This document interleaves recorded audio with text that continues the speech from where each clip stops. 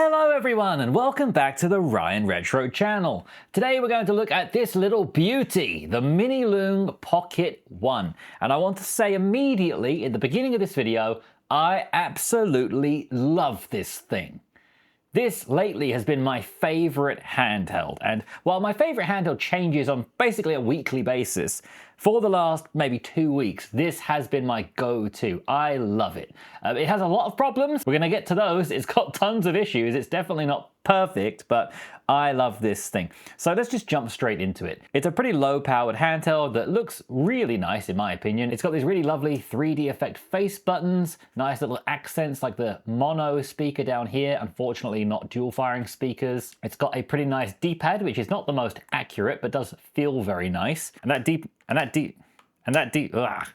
D-pad can also be taken off, and inside the protective carrying case alongside the screen protector there is another D-pad option. So you get the choice of 2 different kinds of D-pads. I like this one, the one that it comes with. I think it just feels a little bit nicer and looks a bit cooler. But you do get a choice there with the D-pad. The left analog stick is a typical nice Hall effect joystick which feels extremely smooth and has great travel. It's a really nice stick. At the top, you've got your shoulder buttons, which feel super nice as well. Quite spongy, nice to press, and silent. They don't make any clicky sound like some of the annoying Retroid ones do. Behind those, you've got what look like really nice analog triggers, but unfortunately, they are just buttons, like you have on the Nintendo Switch. If we compare it to the iNeo Pocket Air Mini, this has those analog triggers with all that range of movement. Whereas the Miniloong Pocket 1, it's just a straight up and down button. I don't actually really use this button much, to be honest, in the systems that I play, but yeah, this is not the best part of the handheld. It does feel fine though.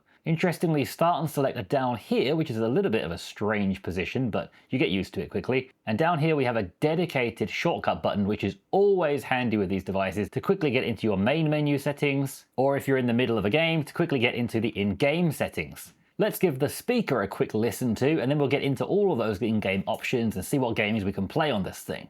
And by the way, the volume has this really nice little chime sound when you turn it up and down.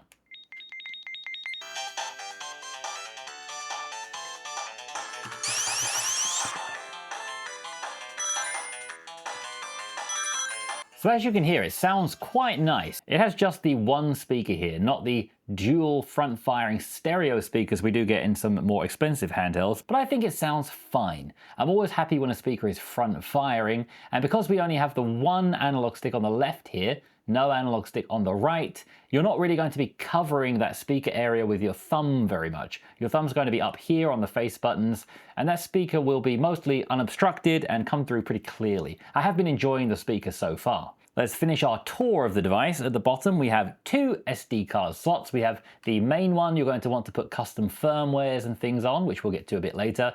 We have a second one just for games. But if you're using the operating system that comes with this, the LoongOS, it's quite good at just recognizing your game straight off the SD card. I have a typical ESDE file structure here, everything in a folder called ROMs, and it just recognizes straight away. I just put my SD card in from my other devices in slot 1, and it just recognizes everything straight off the bat. No need to do anything. Lovely. But if I put my SD card in the second slot, I did notice it wasn't recognized. So if you're using LoongOS, which it comes with, put your SD card in the first slot, and a bit later I'll show you other ways to use those slots as well. We have a typical USB-C port at the bottom for charging. It charges at around 5 to 7 watts. It's not a super fast 27 watts like most of the bigger, more expensive handhelds are, but fine enough for something like this. I also tested video out with the USB-C port, and unfortunately it didn't work. There is then another USB-C port on the top, which is typical for handhelds like this, where you might want to plug in something like an SD card reader or USB storage. And I spent lots of time trying to get these USB-C ports to support video out. I spent about 2 days trying to get this working until I realized there's an HDMI port on the top. Somehow I was just completely blind to this mini HDMI port. And once I discovered it, realized that I am a complete moron. I connected the mini HDMI port up to my TV and it worked absolutely great. Okay, I've got a strategy. What can you do about this? I can't move! What the hell? Yay! Chummy wing! The picture was a bit stretched out given that this is a 4:3 screen and it automatically stretches it out to 16:9, but it was fun and I played some good fun multiplayer games on the TV super easily. We have here the volume buttons, which again make that really cute sound when you turn the volume up and down. We have a power button, and we have a little reset button here. If things go awry, you can just press it in and quickly restart the system. We also, of course, have a headphone jack, which is great. The screen on here is one of its best features. It's a 4-inch 4x3 960 by 720 display, and it's really sharp. And because it's a 4x3 screen, most retro games are going to fill up the screen real estate really nicely. Here is Pokemon Ruby on GBA. As you can see here, we have an included Miniloong Advance overlay, which is nice and cute. And Game Boy Advance games can be integer scaled up like this, so they're super sharp. And a lot of other retro games that were made with the TV in mind are usually 4x3 as well. So here's the PlayStation 1, and as you can see, it fits the screen perfectly because we have a 4x3 screen. 4x3 is always a great choice for devices like this. Everything looks great without too much of the screen being wasted. And the last thing to talk about when talking about the hardware is you may see these magnets here. We have 4 magnets, and that's because we have a removable, interchangeable front faceplate. This one comes with a transparent one which snaps into place very nicely. It's very satisfying. But as of yet, I've not seen a place to buy any more of these. They did say they're coming, but as of yet, the time of filming this video, there aren't any. So I did try to 3D print my own. This is a very rough draft, and it so nearly fits, but I didn't quite measure it right. It can fit on the left side perfectly, or it can fit on the right side perfectly, but not both at the same time. So if you're one of those greedy people who wants your case to fit on both sides at once, unfortunately, you're asking for too much. But I'm going to keep working on this because I think this is a cool little project I can work on. Maybe get some custom Ryan retro design going. So I'm going to keep working on this. This is just the first revision. And maybe hopefully soon I can get some customized front plates for this. That would be fun. Inside this device is the Rockchip RK3566. It's not a very powerful chip, and that's been one of the big negative points shared by a lot of people who have gone hands-on with this or are just thinking about buying it, that the chip's not very strong, and that is true. You're not going to get GameCube or PS2 performance out of this like you would with the Miniloong Pocket Air Mini. So if you wanted more power, you'd be better off with something like this. But having compared these a little bit, I much prefer this. It's a lot thinner, it's lighter, I find it more comfortable, and I just enjoy using it more. I will be shooting these out and some other devices soon for a best handheld under $100 video. But for now, these days, I'm just preferring this. I'm really enjoying it. So let's see what games it can play. You obviously, of course, can play the super bare basic minimum old arcade games, Atari, NES and SNES, original Game Boy and Game Boy Color, Game Boy Advance. All of those, of course, are going to run fine. Mega Drive will also run fine too. PlayStation 1 is going to be around the top system you can play really well. You shouldn't have any issues playing your PlayStation 1 games. They should be nice and fun. Rumble! The likes of N64 should also be okay, but not perfect. And PSP is where you might start to see some lags and slowdowns, and you might need to tweak the settings a little bit. So I've set PSP to 2x PSP resolution, and it looks pretty good and seems to be mostly working pretty well in a few games that I've tried, but it does occasionally stutter and stop every now and again. So I might need to tweak the settings a little bit more. Sorry, sir. Dreamcast does appear when I put in my SD card loaded up with my ROMs, and I am able to try to load into a game, but no matter what I do, they just won't open. If I try to open one of my big CHAD files, it will say the CHAD is invalid. And if I try to open one of my Q files, it will also say that that file also cannot be opened. The only thing that can be opened is the BIOS file. So I can at least get into a Dreamcast menu like this, but then I'm not able to actually do anything with it. But I have a kind of solution to that which I'll get to soon when we go over custom firmware. First of all, let me run you through now the Loong operating system. When you put your card into the device, it will automatically populate the list like this, as long as you have a ROM folder on your SD card, and you'll basically be good to go from there. It's pretty much all set up by itself. First of all, you have the list of all your systems here, which you can scroll through. You can just choose a system, then choose a game, and just simply launch into it. It has a really nice streamlined interface, which is one of the advantages over a device like this compared to an Android device. It's all just ready to go. All of the buttons will be automatically mapped. You won't need to set up anything by yourself. You can just start playing the games from your SD card. It should be all pretty much good to go. It's one of those handhelds that's really easy to pick up and recommend to someone who maybe doesn't really know too much about handhelds, because it's just already done for you. Then if you want to change some of the settings, it's very simple. I'm a huge fan of simple menus in games. All we need to do is just press the menu button down here, the M button, or maybe it's the Miniloong button, and you get this nice simple menu. You have, of course, the continue button if you want to just carry on where you were. You have the reset button, which will reset back to the beginning of the game. Just like if you press the reset button on your console. We have a save button. So here I am in the Sega menu. If I press save, you have 9 save slots to choose from. So let's choose slot 1, and it's going to save my game. Then if later I want to load up my game, you just press the menu again, come down to load, and you'll actually see a screenshot of the save file, which I'm a huge fan of on these devices. So you can see very quickly, if I were to load up this save, it will take me back to the Sega logo boot screen. Just like this. Here in my Pokemon Ruby save that I've been playing recently, this has a lot more save states. So if I bring up the menu and come to load, you can see I've got 9 different save states here, and at a glance I can easily see where I'm going to be taken to. I can be taken back to one of my first battles, back to this bridge, back to another battle, the middle of the sea, a beach. I can very quickly and easily see exactly where I'm going to be taken to. So if I choose this save file, I'll be straight back into fighting this Geodude. And if I choose this middle save file, I'll be back in the middle of my boat ride. And as you can see, it's instant. It's a really, really nice pick up and play experience, with nothing needing to be done by the user. If we bring up the menu again, we also have a favorite button. So if you do this, it will be added to your favorite list on your home screen. And then we have more settings for people who want to go a little bit more in depth. We have key mapping. So you can come along and change any of the buttons. Maybe if you were playing a PlayStation game and it had mapped the circle down here and the X over here and you wanted to switch them around, you can very easily just switch them. So let's change A to B, and let's change B to A, and that's done. And then to exit out of this, you just press the D-pad to the left, and that's done. It's super easy. You have turbo mode if you want to turbo one of the buttons, which means if you hold down that button, it will just keep pressing it very quickly for you. That might be nice in a game like Pokemon where there's endless dialogue and you have to just keep pressing next, next, next, next. You can just hold the button and it will just get through all that dialogue for you. You can change the aspect ratio, as I showed a little bit earlier. So you can make it stretch out to full screen. You can set it to be the original aspect ratio, and then original and integer scale.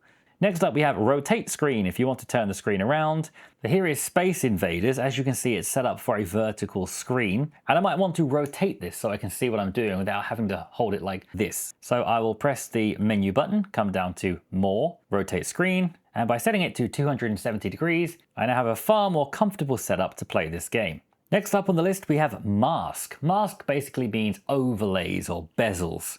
There are only 2 included, Miniloong and Miniloong with grit. Both of these are actually made for Game Boy Advance games. They say Miniloong Advance on them, and other systems don't really fit within these borders very well. So you have Miniloong Advance, which is just a PNG file, just a straight bar across the top and across the bottom. When you play Game Boy Advance games, it fits perfectly, but for other systems, you can actually kind of see them under the bar at the bottom. It doesn't fit very well. The other option is Miniloong with grit. It's the exact same thing, but it also just overlays a kind of dot grid over the top to give kind of a dotted shader effect. So I'm going to turn that off for this particular system. And now let's look at the shaders we get. Underneath mask is shader, and we have a few included, which change the way the game looks and make it look more like an older screen. So let's see if I can bring the screen a little bit closer to you so you can see these shaders in action. We have dot, retro V2, LCD3X, ZFast CRT, which is the one I'm using with quite a lot of my games to get that CRT TV effect, Scanline, HQ2X, and 2X Sal. And this one seems to make things a little bit blurry, and I've not really been liking this one very much. It just seems to take the fidelity away a bit too much for me. I've been enjoying this one, the CRT shader. For games like this that I would have played on a CRT, I think it looks really nice. And when I load back into that game again from the main menu, what you're going to see is it's going to load that shader right away. It's also going to remember the shader you used without needing to save any settings. We then have a cheats menu where you can add your own cheats. I don't use any cheats in any of my games, so I don't use this. And lastly, we have the RetroArch menu. If you want to bring up the full RetroArch menu, I actually went in here and customized the look of the RetroArch menu a little bit, but this is your full RetroArch menu for any deep dives, deep digging you want to do.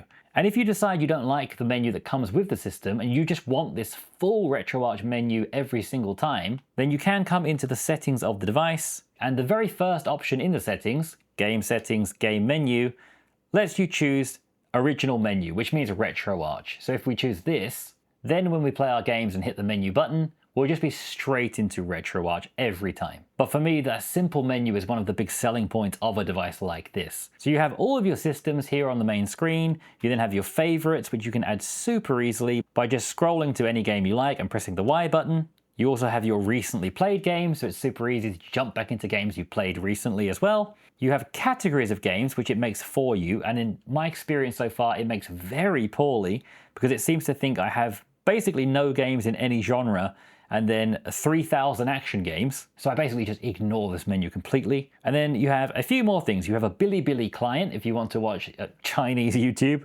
You have 2048, which comes with all of these devices. If you want to just get some simple 2048 action in. Interestingly, this also supports the shaders. So here I've got the CRT shader on 2048, and I could come in and load something else, for example, the dot shader, and now I've got a dotted shader 2048. That's quite a neat little trick, I guess. You have a built-in video player, a music player, and then another easy way to access the full RetroArch menu without needing to load a game first. You can connect to Bluetooth, and it's super easy to connect Bluetooth controllers to this. It just automatically looks for nearby devices. You see it's even loading some random things now. You can connect to Wi-Fi as well if you want to do things like watch Bilibili. You have the usual stuff you'd expect, like key test, key mapping, joystick calibration, all the stuff just to test everything's working, sound controls, vibration controls, the joystick light, which you can turn on, and I'm not usually a fan of these joystick lights, but this one is very inoffensive. I find that the stick cap covers it quite a lot to the point that when my thumb's on it, I don't really see it, so it doesn't bother me. RGB usually kind of just gets on my nerves, but this one is totally fine. We're able to choose the rainbow light like I have now, an always on or breathing light, which you can set the color of. I kind of tried to make it look like my Ryan Retro purple, but it was a bit tricky to do so. I either just keep it on rainbow light or I just turn it off. We have lots of languages available. You can change the UI, so right now it has a blue outline around everything I select. I could change that to maybe a more purple outline to match my channel a bit more. You can turn on old man eyes mode, change how the battery looks, and all things like that, all the usual things you'd expect. You can also check the firmware, make sure you connect to Wi-Fi and update the firmware through here. And that's pretty much it. It's a really simple device with the stock firmware, which is a great thing and a bad thing. I really like this because it's so simple and it's just done for you, like a lot of these cheap devices should be. You just insert your SD card, it automatically finds your games, you just jump into the games right away and start playing them. You can very easily save games, load games, add shaders, and it will be remembered the next time you open the game. It's just retro gaming on easy mode. This is a device that I can easily recommend, at least if they really nail down the compatibility for some things that aren't really working that well. But it's not perfect. There are some things that are not great about it. For example, some of my PlayStation 1 games were not really loading very well. I couldn't get into World Cup 98. It just froze every single time. What I did was I went onto my computer and I grabbed my PS1 BIOS file and I just copied that into my PlayStation folder within the ROMs folder. I also made a folder called BIOS on my SD card and I threw it in there as well. I threw it all over the place because there's no official documentation I can find of where to put the BIOS file. So I just put the BIOS file everywhere and it worked. I don't know where it was that worked, but it now works. So my recommendation is just throw BIOS files everywhere. I'm now able to finally load this game after adding the BIOS file and load into the game. It all works totally fine. But let's now go over another problem with this, which is while this menu is fantastic to easily add things like shaders and masks, you can't actually add any more to this. You're stuck with just this Game Boy Advance overlay and nothing else. If I wanted to add my own custom one, Dark Horse on GitHub has a great collection for these kinds of devices. So I could put them on the SD card, and then I could come down to RetroArch, and I can do the traditional method of just going through RetroArch, navigating through all my different file structure, finding my SD card, navigating to my overlay file, and I'll just add a really random overlay here, which is not going to match at all, but for demonstration purposes, I now have an overlay. I am able to do that, but I wish it was built inside this nice, simple menu. And the reason we can't do this is because it's missing a file manager. There is no file manager on here, which I think is a real oversight.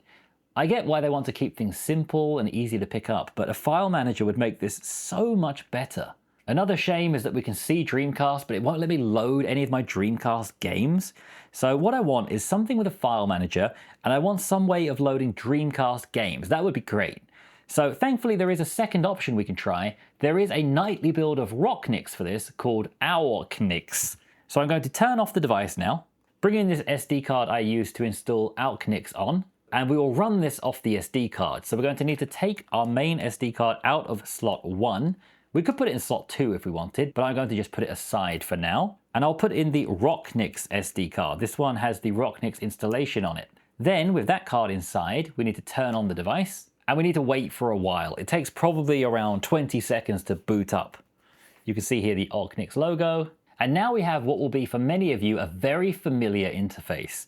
Here we are in a nightly build of Rocknix. It's not an official build, so it's a bit trickier to install than the regular build. If you want to install this, I'll include a link in the description for how to install it. But here we are with all of our systems, and you will see we actually have a few more systems this time. We have things like Wii. Here's my Korean copy of Wii Sports that I picked up, but I have no faith in actually using this for Wii gameplay. But it's nice that it at least opens and we have, there's a chance. I'm still able to jump into all those same games I played before on LoongOS, like my beloved Sonic the Hedgehog. Using the menu button also does work as a shortcut key, so I can use menu and R2 to speed up, or menu and B to take a screenshot. We have a lot of shortcuts we can still use. One advantage of Rocknix over the default LoongOS is we now can play Dreamcast, but not the most obvious and easy way. If we just come into the Dreamcast folder and try to load up a Dreamcast game, like we did on the default operating system, we get that same error again, and we just can't load any games.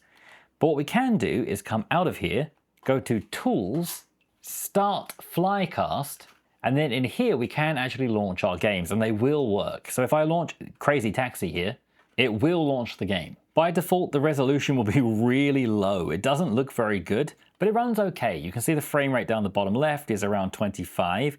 It's running okay, not perfect. Let's see if we can increase the resolution a little bit. Let's go to the settings, video, and let's just set to normal native resolution. And for this game, I think it should run okay. Still around 25 frames per second, and looks much better now. A game like Crazy Taxi is quite easy to run, and it does seem to be running fine. It's certainly not great, but this is totally playable. My favorite Dreamcast game I play on all these devices is Virtua Tennis 2. And unfortunately, this is just not playable. It's really laggy. You can see the game's running in slow motion here at a normal one-time native resolution. And even if I lower that resolution down to half to make it look pretty terrible, it doesn't really help anything. We're still in slow motion. This, unfortunately, is just not good for Dreamcast. I really hope we can see some improvement here because it feels so comfortable and it looks great, but it just doesn't have the power right now. Another issue is if we quit out of the Dreamcast game and get back into Flycast, I can't find a way to exit this application. I've tried every kind of shortcut I can imagine, and I can't find a way to get out of this app. I am just stuck in here. The only way I can get out is by hard resetting the console. Another good feature of Rocknix here is that we do also get a file manager. So we can play around with the files on both SD cards and move things around and set things up how we want to. That is a nice feature. We do also get access to Portmaster as well. I completely forgot that existed until I sat down to make this video, and I kind of regret that now. I want to check out things like Stardew Valley and Balatro. They could be really nice on here if they work well. I'll definitely get on that as soon as possible. So if you want to set up Rocknix on here, if you're a big fan of Rocknix, it works not bad. You can play everything up to easy Dreamcast games like Crazy Taxi, but you're mostly going to want to focus on things below like Game Boy, Game Boy Advance, SNES and things like that. That's what this device is for. It's very much a retro handheld. Personally, I prefer the included operating system because I love that simple menu. So if I just simply take the Rocknix SD card out, the next time I reset the device, it will go straight back into the stock operating system again. So I'll put my normal SD card back in and hit the reset button, and we're going to reset back into stock OS. And the stock OS will boot up in just a few seconds. It's quite snappy. So overall, what do I think about this device? I gave it away in the beginning, but I absolutely love this handheld. This is my favorite handheld to play lately. I think it's fantastic. Now, is it worth the money for everybody? No, it won't be, because there are things that play the same games for cheaper, and there are even more powerful things than this for similar money. This handheld is intended to be for sale for $50, but when I've checked on AliExpress and shopped around, it seems to be selling for closer to $70 or $80 right now, which is quite expensive considering it's a pretty weak device. I would maybe wait to see if it comes down to $50 in the near future, which would make it a much better value proposition, but for me, I think this is worth the price, as long as you know what you're getting in terms of performance. If you think you're going to get PS2, GameCube, flawless Dreamcast, you're not going to get that, unfortunately, and you can get that with other devices. So if all you care about is the power to performance ratio, you'll be better off getting something else. This will not be the perfect device for you. But speaking as someone who mostly plays Game Boy Advance and PlayStation 1 games, this has been just delightful for me. I'm probably repeating the same things over and over now, but just the fact that I can play so simply and easily without needing to think about anything, without needing to set up my emulators or switch between different Android apps, it just works. Then being able to very quickly drop down a save file, load a save file at a glance, use a shortcut to get out of a game, and look how immediate this is. 3, 2, 1. It's basically instant to get out of a game. Then I'll load up another game, and it loads up in like 2 seconds. I just load straight back in and carry on. As I've said throughout the video, it remembers everything you did. If you changed the key mapping to something else, if you changed the aspect ratio or added the overlay, if you added a shader to a specific system, you don't need to go through any save menu whatsoever. It just remembers it the next time you load it up. The screen's also really nice. I think it looks unique. It has the ability to change faceplates, hopefully coming soon. I think it has a lot of potential. And while it's definitely not the most powerful, the word I would use is frictionless. This is one of the most frictionless retro handhelds you can pick up because it's so easy to just pick it up and play a game. Similar to something like a Trim UI Brick or one of the Miu Mini series where you can just so easily jump into your games. I think it's amazing, but definitely not for everyone. If you think you'd be okay with the power for this price, I highly recommend at least checking it out. I love using this, I will continue to use it, and seeing quite a lot of negative reviews for this online, this has been a really pleasant surprise. Thank you everyone so much for watching this video. I hope it was helpful. If it was, please give me a like and subscribe if you haven't already. Thank you so much to my patrons who support me every week and keep things like my website alive. I hope you all have a wonderful day, and I'm sure it won't be long before we're saying hello again.